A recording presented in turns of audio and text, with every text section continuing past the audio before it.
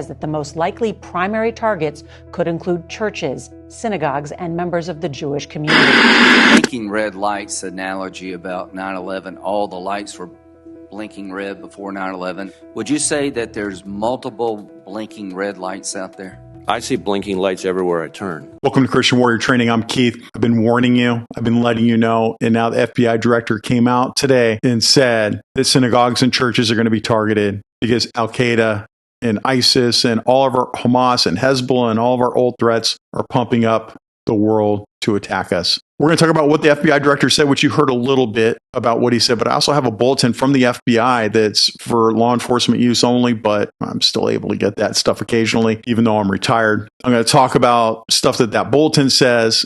We're going to talk about what the FBI director says. We're going to talk about what you can do to keep your church safe, but let's get into it. So the FBI issued a stark warning today in a Senate hearing where they came out and said places of worship like Jewish synagogues and Christian churches are going to be targeted. I warned you about this earlier in a video that I did several weeks ago. Actually, I think it's been over a month now, where I warned you that this was going to happen. Now, this comes in the wake of the escalating conflict between Israel and Hamas, in which terrorist groups like Al-Qaeda and ISIS have come out to exploit and incite violence against the United States. They say that it's going to happen during the U.S. holiday season, during the celebration of the birth of our Savior. Now, the FBI came out and emphasize that there needs to be heightened security measures and vigilance among Christian and Jewish communities. I've been telling you to do this. I've been putting out my newsletter pretty regularly. If you really want up-to-date information, go to my newsletter, christianwarriortraining.com. I put out up-to-date information constantly. And all of this stuff is free.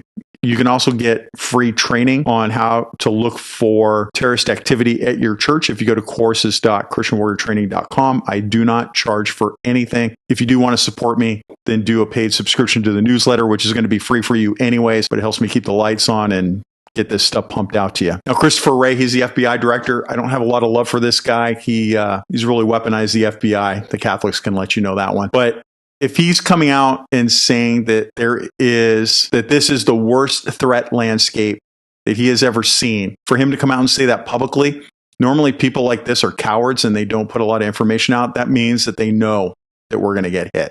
And we should listen to that.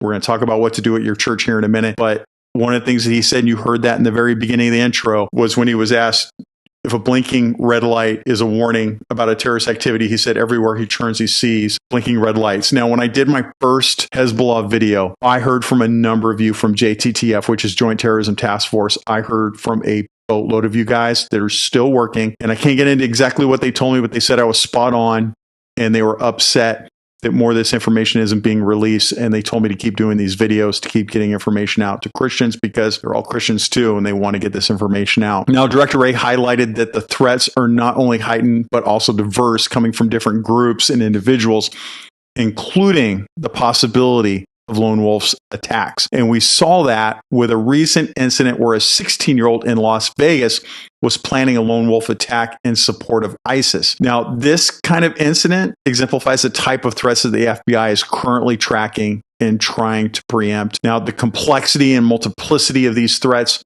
require an equally multifaceted response from law enforcement agencies and the communities at risk, which includes us. So we have some action steps to do. Number one, make sure that you've got all your T's crossed and your I's dotted. You got to go through and make sure that all your doors remain locked except for the one or two that you want people to come into. And those are monitored by armed security. Now, a lot of you reached out and said that you don't have security at your church. I get that. There are a lot of churches that are like that. If you're just a concealed carrier, then make sure that you place yourself by that open door and hang out and talk to your friends there before the service starts. Now, you want to do a security assessment of your church. You want to look at it the eyes of attacker. Like when I roll to my church, I think to myself, I'm going to come in and kill everybody in this church. How am I going to do it? And it's called red teaming. And I'm going to red team the church. Now, I've made it easy for you. I made a list of all the things for you to look for at your church. If you go over to courses.christianwarriortraining.com, I have some free downloads. You can download a church assessment guide.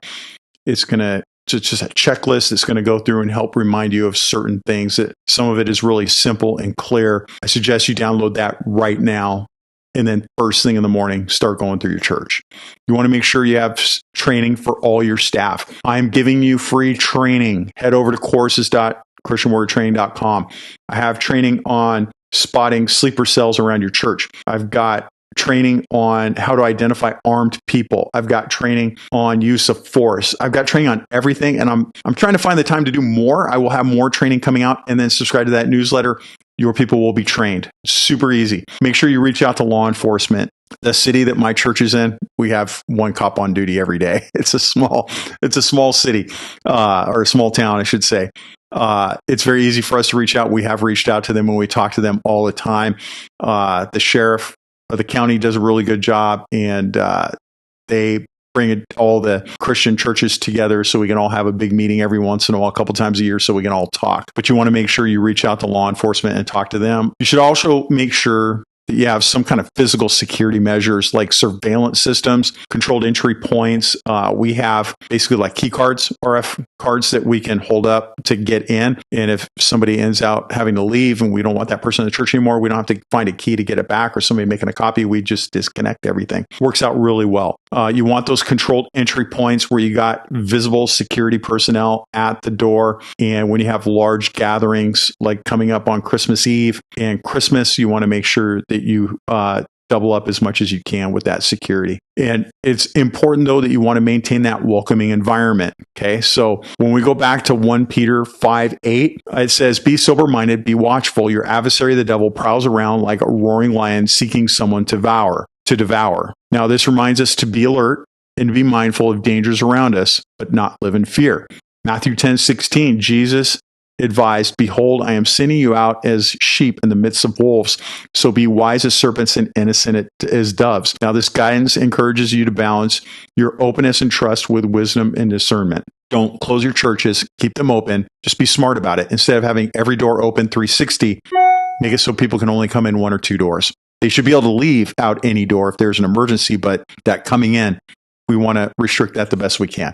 All right. The most important thing to remember out of all of this is remember your ABCs. Always be caring.